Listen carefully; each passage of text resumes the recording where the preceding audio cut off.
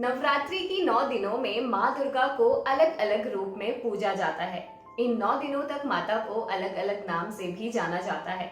लेकिन क्या आप जानते हैं कि माता के इन 9 नामों के पीछे की कहानी क्या है? क्यों उन्हें इन नामों से पुकारा जाता है? आइए जानते हैं इसके बारे में। नवरात्रि के पहले दिन माँ दुर्गा को शैलपुत्री के रूप में पूजा जाता है। शैलपुत्री की कहानी माँ सती से जुड़ी हुई है। उनका जन्म पर्वतराज हिमालय की बेटी के रूप में हुआ था। शैल का मतलब होता है पहाड़ और पुत्री का मतलब बेटी, इसलिए उनका नाम शैलपुत्री पड़ा।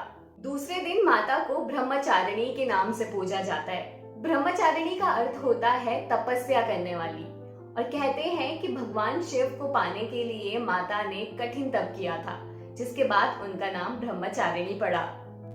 नवरात्रि के तीसरे दिन माँ दुर्गा को माँ चंद्रघंटा के रूप में पूजा जाता है। धार्मिक मान्यता के अनुसार चंद्रघंटा देवी पार्वती का विवाहित रूप है। कहते हैं कि भगवान शिव से विवाह करने के बाद माँ ने अपने माथे पर अर्धचंद्र यानी कि आधा चांद सजाना शुरू कर दिया था, इसलिए तब से उन्हें चंद्रघंटा के रूप में जाना जाता है। नवरात्रि के चौथे दिन माँ दुर्गा को कूष्मांडा के नाम से जाना जाता है। कहते हैं कि माँ दुर्गा ने अपनी मंद मुस्कान से पूरी सृष्टि की रचना की है।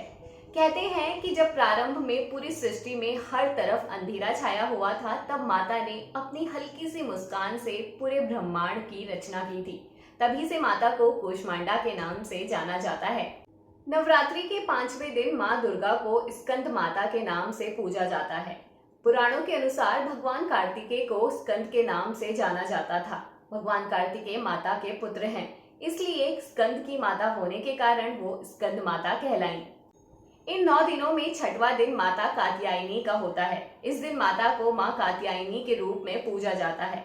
कहते हैं कि महर्षि कात्यायन ने माता को बेटी के रूप में पाने के लिए कई हजार सालों तक तपस्या की थी, और उसके बाद उनकी तपस्या से प्रसन्न होकर माता ने उनके घर बेटी के रूप में जन्म लिया। कात्यायन की बेटी होने के कारण उन्हें कात्यायनी कहा जाने लगा। माता का 7वां स्वरूप कालरात्रि है। इस दिन माता को कालरात्रि के नाम से पूजा जाता है। जिसमें काल यानी मृत्यु तुल्य संकटों को भी हरने की शक्ति हो, उन्हें माता कालरात्रि कहा जाता है। 8वें दिन माँ दुर्गा को महागौरी के रूप में पूजा जाता है।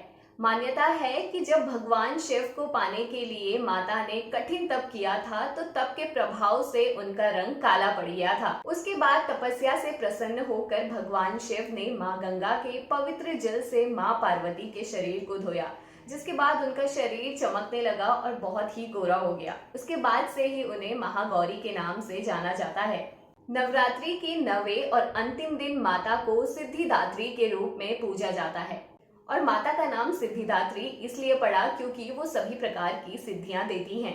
तो ये थे माँ दुर्गा के 9 नाम और उनके पीछे की कहानी कि क्यों उन्हें इन नामों से पुकारा जाता है।